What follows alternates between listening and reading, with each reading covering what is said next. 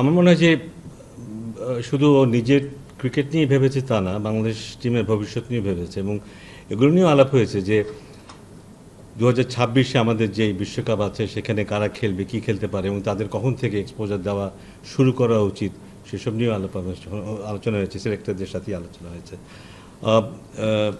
আমি শুরু থেকেই জানতাম যে ওর ইচ্ছা ছিল সাউথ আফ্রিকার সাথে খেলে টেস্টে রিটায়ারমেন্টে যাবার একটা ইচ্ছা বেশ কিছুদিন আগের থেকেই কিছুটা আলাপ হয়েছিল। সো আমার মনে হয় এগুলি একেবারে হঠাৎ করে হচ্ছে তা না, বেশ কিছুদিন ধরেও এইসব চিন্তাভাবনা করছে।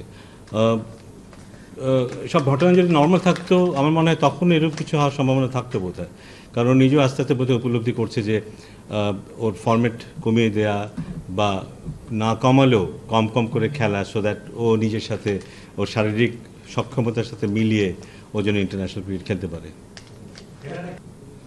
এখন আমরা যখন আজকে ওর ইন্টারভিউটা দেখছিলাম, ওর গলার ভাষাটা, গলার শটটা যদি আপনি একটু খেয়াল করে দেখেন, he still look very firm. আমি জানি ওর মনের মধ্যে অনেক কিছু যাচ্ছে, but he'll still sounded very firm. ওর কন্ট্রিবিউশন বাংলাদেশ ক্রিকেটে কী এটা আমরা সবাই জানি, কিন্তু অনেকে হয়তো সামনাসামনি স্বীকার করি না, অনেকে হয়তো অনেকভাবে এই জিনিসটা ব্যাখ্যা করি, কিন্তু ডিপ ইনসাইড বোধহয় আমরা সবাই জানি সাকিব আল হাসানের কী কন্ট্রিবিউশন আছে বাংলাদেশের ক্রিকেটে। একটা সময় হয়তো আমরা ভাবতামই যে না থাকলে কী হবে, বাট এটা অ্যাকচুয়ালি হয় না। একটা সময় আসবেই যখন একজন চলে যাবে, তার জায়গায় the game will still go on. তো আমাদের ক্ষেত্রে সেটাই হবে। আমি আশা করছি যে সাকিব চলে গেল, আমরা ভালো ক্রিকেটই খেলবো, বাট আমার মনে হয় সবার মনের মধ্যে কোনো না কোনোভাবে ও থেকে যাবে।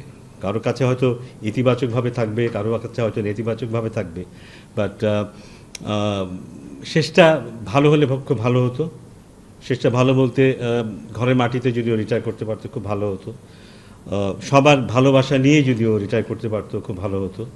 সেটা হয়নি, সেটা আমার জন্য একটা খেতে, কারণ শুধু খেলাটাই শেষ কথা নয়, একজন খেলোয়াড়ের কিন্তু খেলার বাইরেও একটা জীবন আছে, সেই জীবনটা খুব গুরুত্বপূর্ণ।